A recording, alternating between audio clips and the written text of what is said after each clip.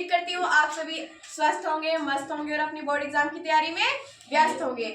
जैसा कि आप सभी को पता है हमारा प्रोसीजर चल रहा है सेंट्रल आइडिया का। किसका? सेंट्रल आइडिया का। आज हमारी सेकंड पोएम लेंगे हम, और ये किसकी? 10th क्लास की। 10th क्लास की बोर्ड के एग्जाम की तैयारी कर रहे हैं। 10th क्लास की second poem fire and ice. कौन सी?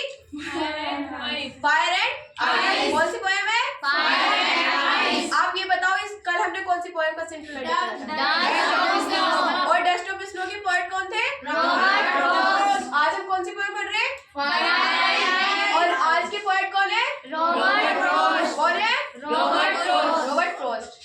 सेंट्रल आइडिया मीन्स केंद्रीय भाव। सेंट्रल आइडिया मीन्स केंद्रीय भाव। स्पीकिंग भी करेंगे और लर्निंग भी करेंगे, दोनों चीज करेंगे। The poem fire and eyes is written by Robert Frost. ये जो पोएम है फायर एंड आइज, ये किसके द्वारा लिखी गई है? Robert Frost. इसके पोएट कौन है? Robert Frost. In this poem, the poet predicts about the end of the world.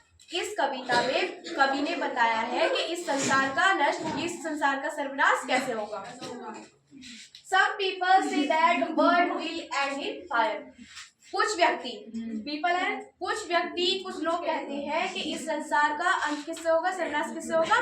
Fire. Fire किससे होगा? फायर। While means जबकि।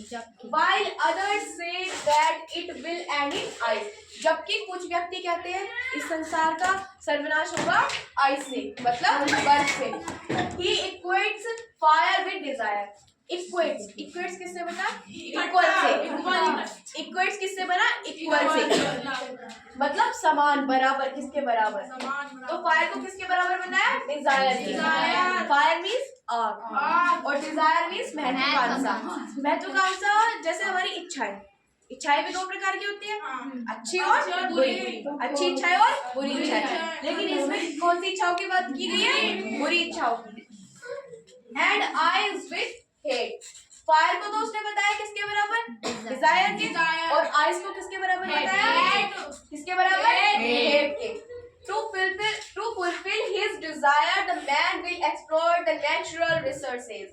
अपनी इच्छाओं की पूर्ति करने के लिए, अपनी इच्छाओं को भरने के लिए, या ना fulfill अपनी इच्छाओं को भरने के लिए, अपनी महत्वाकांक्षा, इच्छाएं आगे नहीं, महत्वाकांक्षा, अपनी इच्छाओं को पूरी करने के लिए जो व्यक्ति है वो किसके साथ खिलवाड़ कर रहा है? नेचुरल रिसोर्सेज, मतलब प्राकृतिक स्रोत।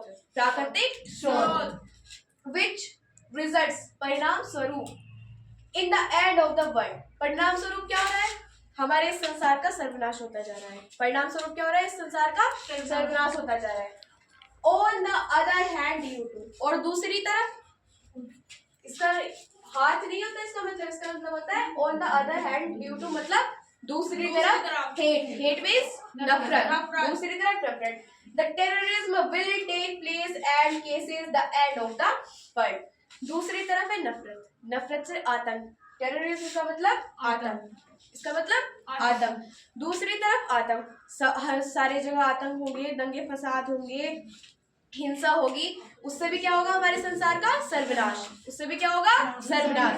तो कवि ने दो चीज बताई, फायर एंड आइस। फायर को किसके बराबर बताया? डिजायर के, मतलब महत्वाकांक्षा के। और आइस को किसके बराबर बताया? हेट, मतलब नफरत के।